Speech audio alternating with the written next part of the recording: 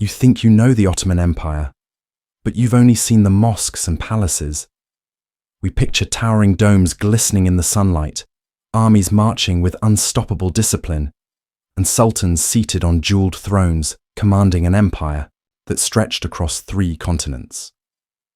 To the world, the Ottomans were the epitome of refinement, patrons of art, builders of cities, guardians of Islam.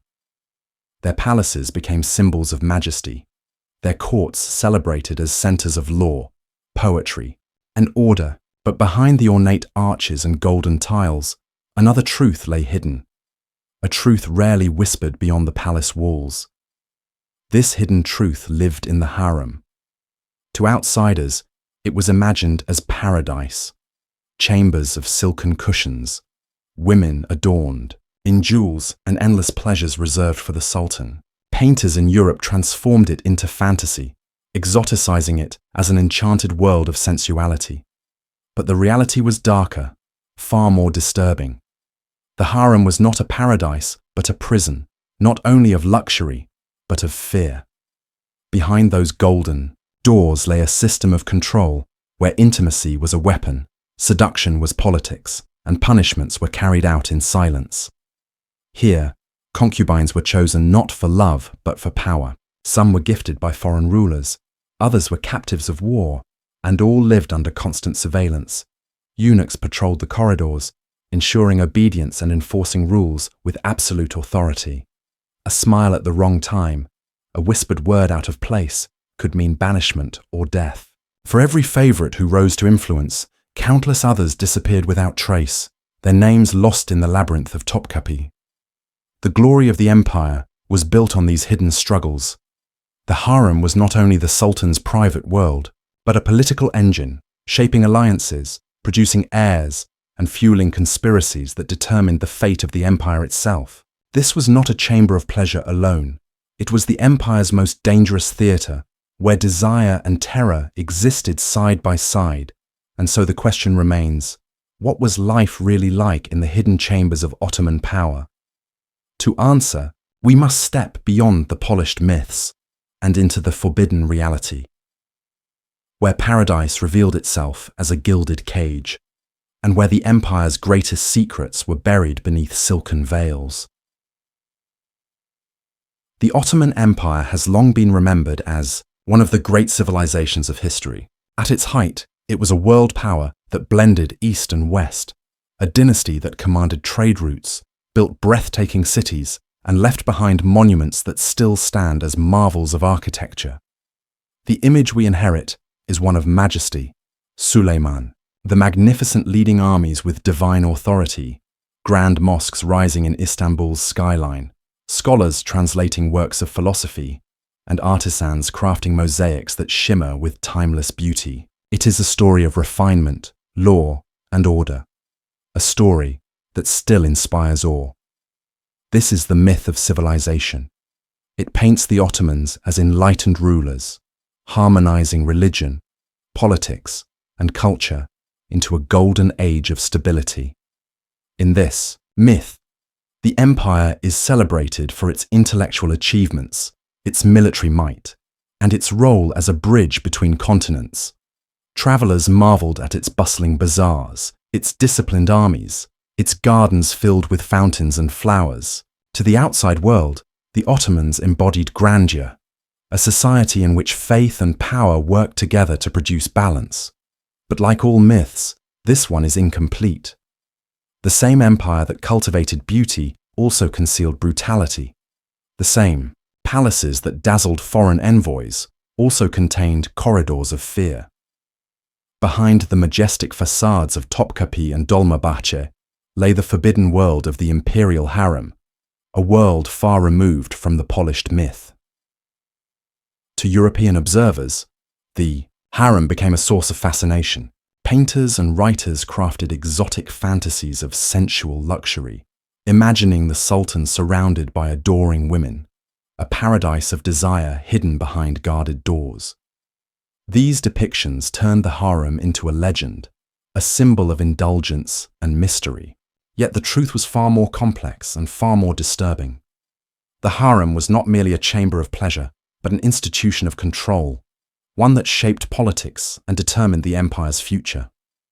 While the myth celebrated harmony, the reality was rivalry. Dozens, sometimes hundreds, of women lived within gilded walls, each competing for attention, survival, and influence. Some were captives from wars, others gifts from foreign rulers, all bound by rules that dictated every aspect of their existence.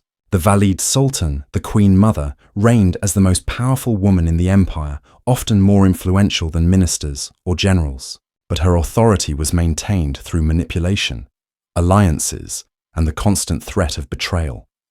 The eunuchs, often enslaved Africans who were mutilated as children, stood as guardians and enforcers.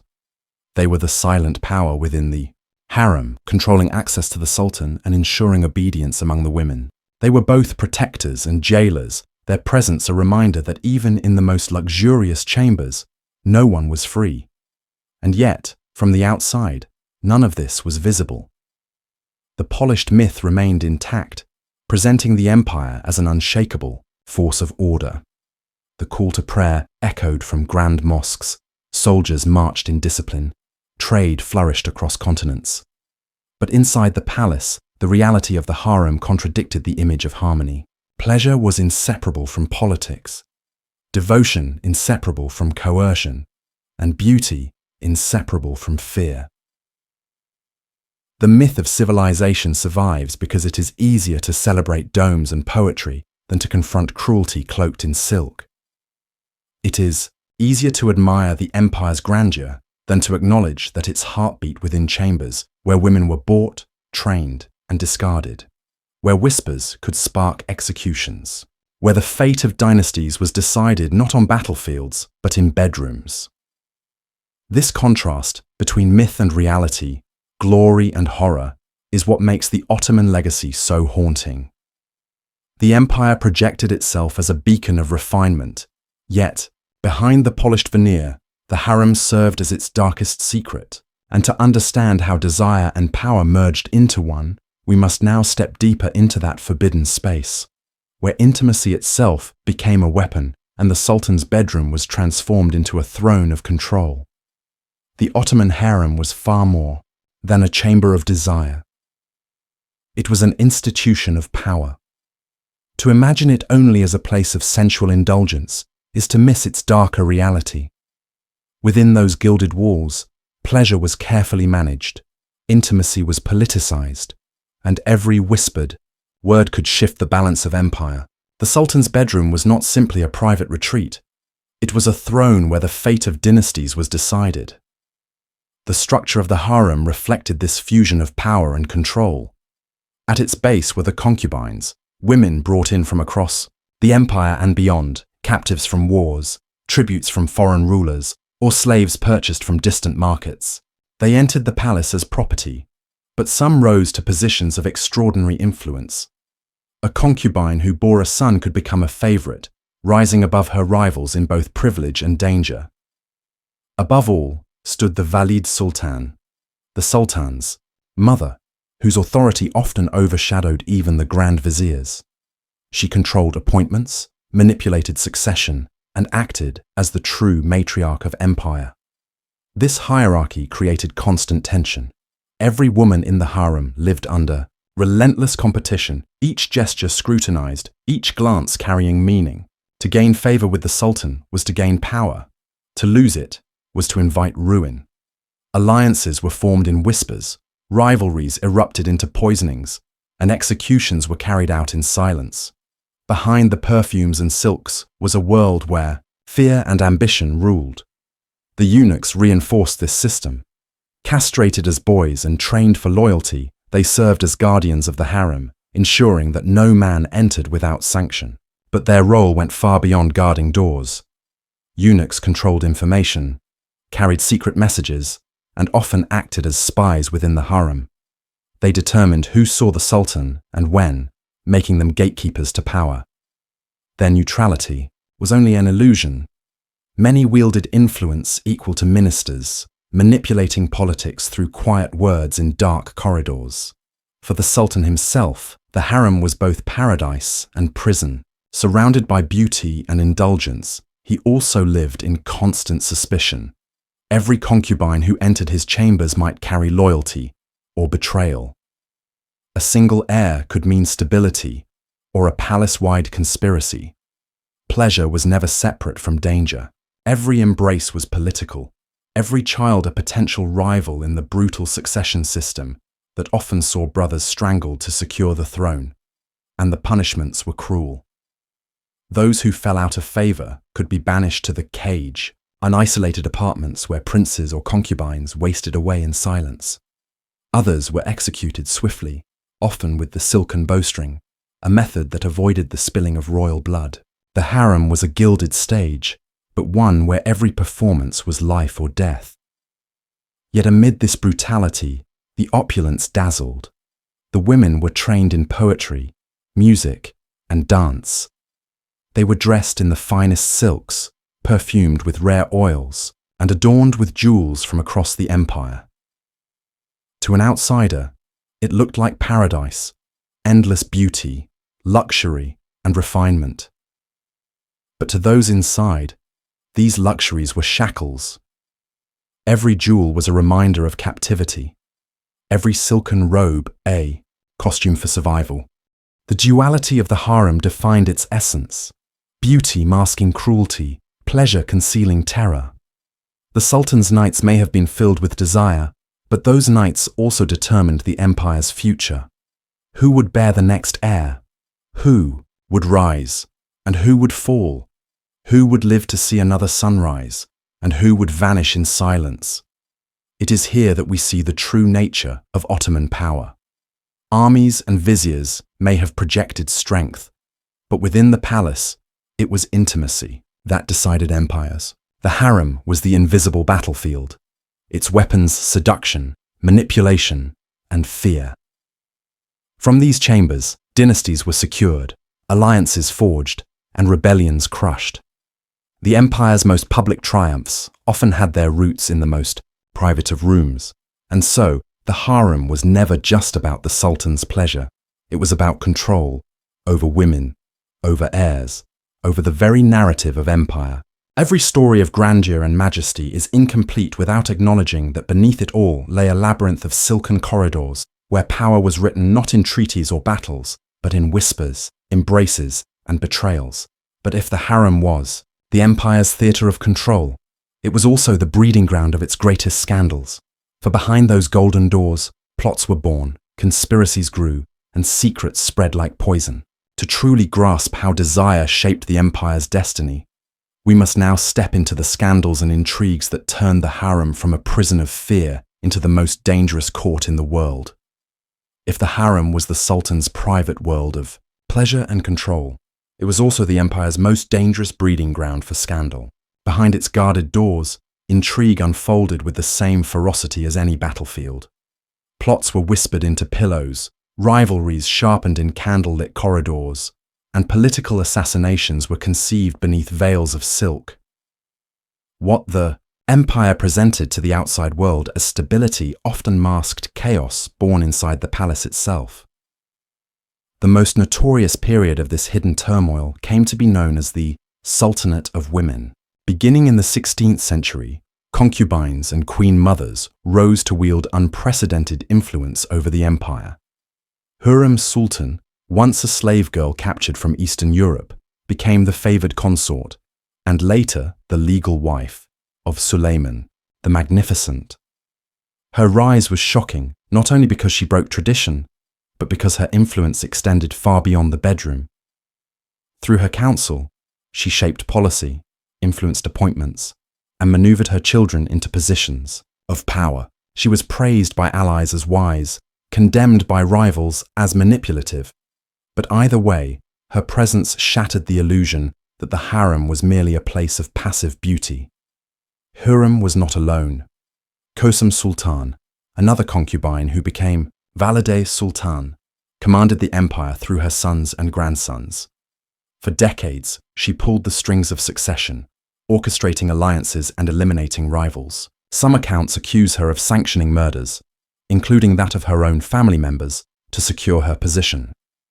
Her reign blurred the line between maternal devotion and ruthless ambition, proving that the harem could produce rulers as cunning as any general or vizier. But power in the harem was never secure. With influence came danger, and conspiracies flourished in its shadow. Rivals poisoned one another, eunuchs plotted against favorites, and factions within the palace clashed. In struggles that spilled into the broader empire, a favored concubine might rise to dizzying heights, only to be accused of treachery and strangled with a silken cord. Princes raised in the harem often became pawns in these games, their fates sealed long before they reached the throne. Perhaps the most chilling element of these scandals was the system of fratricide.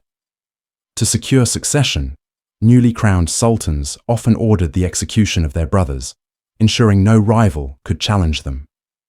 This bloody tradition turned the harem into a place of terror for young princes, many of whom grew up knowing their lives could be extinguished at the moment of their brother's ascension.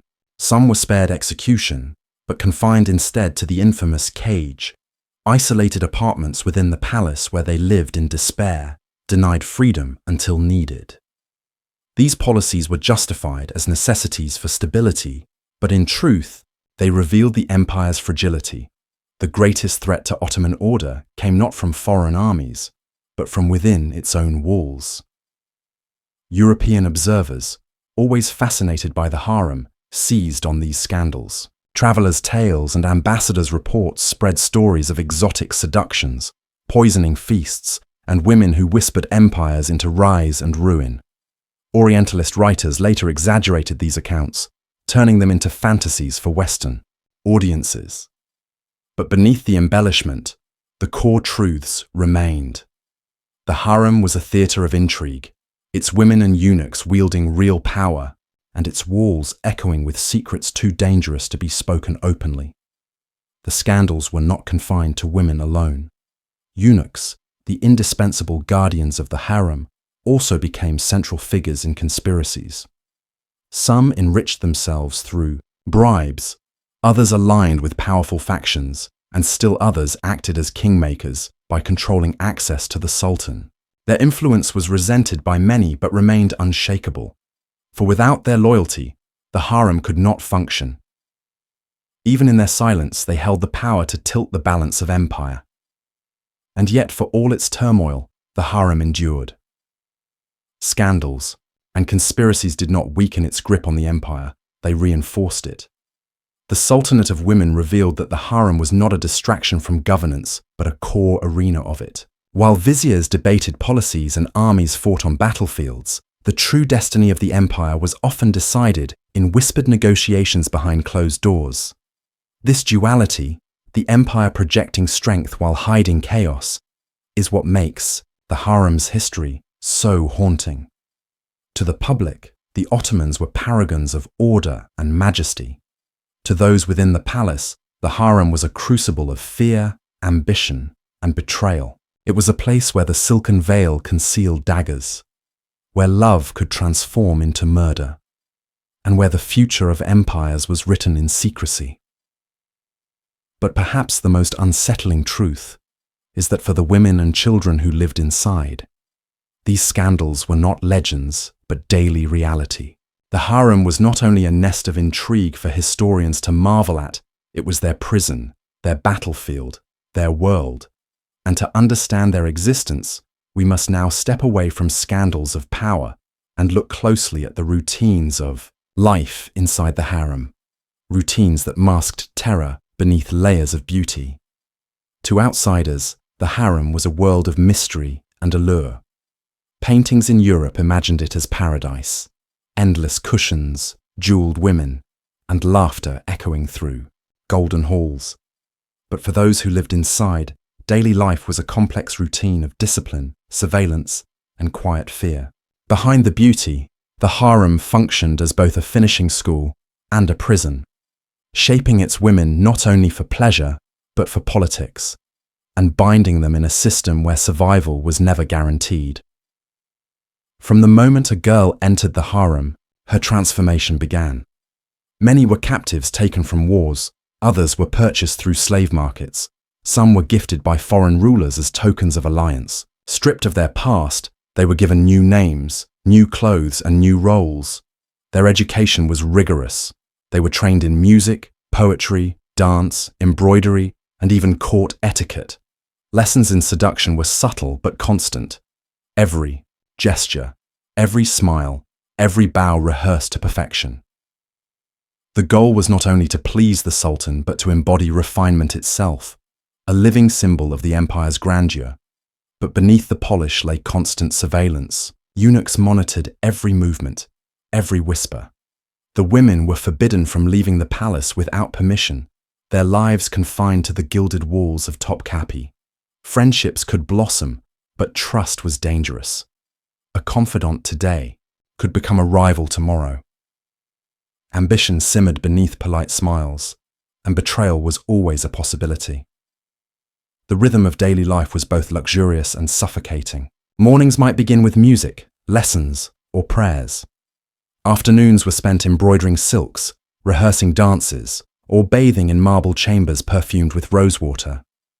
Meals were feasts of delicacies from across the empire: figs, lamb, rice, and sherbets served on golden plates.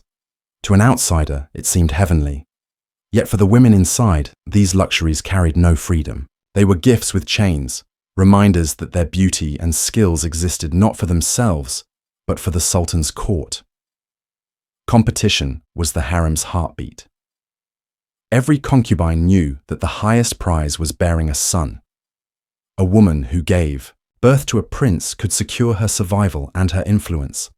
Those who did not risked fading into obscurity, living in silken shadows until their final days.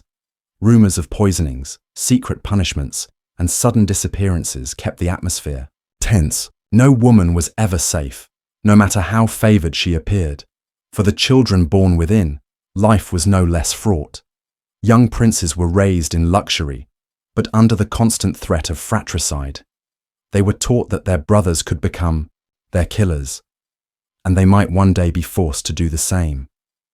Daughters, too, were confined, married off strategically, or kept within the palace as pawns in political games. Childhood was gilded but brief. Innocence quickly gave way to survival. The psychological toll was immense. Some women succumbed to despair, retreating into silence. Others adapted, mastering the art of manipulation and intrigue to carve out a place for themselves. For a rare few, like Harem or Kosum, the harem became a ladder to extraordinary power. But for most, it was a cage from which there was no escape. Their names, faces, and stories vanished into history, erased by the very walls that imprisoned them. And yet, the paradox remained. The harem looked like paradise. Visitors glimpsed only fragments: the perfumed halls, the jeweled women, the laughter staged for display. The empire itself promoted this image, using the harem as a symbol of abundance and divine favor. It was the perfect mask: beauty concealing fear, paradise disguising prison. Daily life in the harem was a study in contrasts. Luxury existed beside despair, refinement beside brutality, devotion beside betrayal. The women lived lives of ritual and discipline, yet were always a heartbeat, away from ruin. And through it all, the harem continued to function, not merely as a private world of the Sultan, but as a core institution of the empire. But the story of the harem does not end within its walls. Its legacy has been rewritten, romanticized, and sanitized for centuries, transformed into fantasy by outsiders and pride by descendants. To uncover the truth, we must step into the final chapter: the forbidden legacy of the Ottoman harems, and how their darkest secrets were buried beneath silken veils and historical myths. The image of the Ottoman Empire that endures today is dazzling. The skyline of Istanbul crowned with minarets, the blue mosque bathed in light, the grandeur of Topkapi Palace shimmering as a jewel of history. We admire the calligraphy, the architecture, the music, the laws, the poetry. This is the legacy most often presented: refined, majestic, timeless. Yet hidden behind these carefully polished images lies another legacy, one that remains forbidden, obscured, or reduced to exotic fantasy. The Secrets of the Sultan's Harem. For centuries, the word harem has fascinated and misled. In the West, travelers and Orientalist painters transformed it into a myth of sensuality. Half-truths and exaggerations blended into titillating fantasies of beautiful women lounging in luxury. Paintings from 19th century Europe showed nude, odalisques reclining on cushions, musicians playing softly as the Sultan wandered through a paradise of desire. These depictions seduced audiences and fed into an image of the East as a land of mystery and indulgence. But the fantasy erased the reality. The silken veils concealed stories of coercion, isolation, and fear. Within the empire itself, the story was also reframed. Ottoman chroniclers wrote carefully about the Sultan's household, describing its grandeur but rarely its darker truths. The harem was presented as a symbol of abundance, a reflection of divine order, a sign of the Sultan's prestige. Its cruelties, the forced conversions, the rivalries, the punishments, were left unspoken. In both East and West, the harem was rewritten, shaped into something more palatable, more useful to political and cultural narratives. But the bones of history resist burial. Archival records, eyewitness accounts, and even the whispered legends of Istanbul still carry fragments of the truth. Concubines brought as captives from distant lands, eunuchs castrated as children, their lives defined by servitude, princes locked in the cage, some driven to madness, women elevated to power, only to fall to betrayal or execution. Behind every myth of luxury lies a trail of suffering, hidden in the shadows of Topkapi's gilded halls. The forbidden legacy of the harem is not just about sex or intrigue. It is about how power cloaks itself in beauty, how cruelty disguises itself as order, how history buries its own shame. For the Ottomans, the harem was a vital institution. It produced heirs, secured dynasties, and functioned as a political engine. But its daily reality remains disturbing. Women reduced to pawns, intimacy turned into policy, fear woven into every silken curtain. Modern Turkey, seeking pride in Ottoman achievements, often emphasizes the empire's architecture, law, and culture, while softening the harem's darker aspects. The harem is remembered as exotic, romantic, or even empowering. Its realities downplayed in favor of sanitized narratives. Museums display ornate chambers, golden ornaments, and luxurious textiles, yet rarely dwell on the fact that behind those walls lived women and children who were never free. The story of captivity and control is often overshadowed by the myth of elegance and mystery. This pattern is not unique. History everywhere tends to glorify its monuments while silencing its victims. The Colosseum in Rome is admired as an architectural wonder, yet its blood-soaked arenas are often reduced to spectacle. Versailles is remembered for its grandeur, while the exploitation behind its wealth is ignored. The Ottoman harem fits this same pattern: beauty remembered, cruelty forgotten. And yet, without acknowledging both, we do not see the full truth. The forbidden legacy also reshapes how we think of power itself. The Ottomans remind us that politics is not only forged on battlefields or in courtrooms, it is also shaped in bedrooms, in whispered conversations, in silken prisons where desire and fear collide. The fate of empires was decided not only by soldiers and viziers, but by women competing for survival, eunuchs guarding secrets, and sultans whose pleasures determined policy. This legacy forces us to confront the uncomfortable truth that power is often most dangerous when hidden behind beauty. And perhaps that is why this story remains so compelling.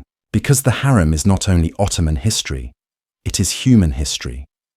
It speaks to the universal pattern of how societies conceal their cruelties, how rulers disguise oppression as luxury, how victims are silenced by myths of glory.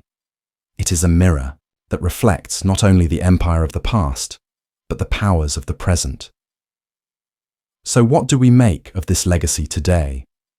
When tourists walk through Topkapi, admiring its gardens and chambers, how many know that these walls once echoed with rivalries, betrayals, and the cries of women torn from their homes. When we hear the word harem, how often do we imagine the fantasy instead of the fear? The forbidden legacy demands that we look beyond the mask, that we strip away the silk and jewels and confront the humanity beneath.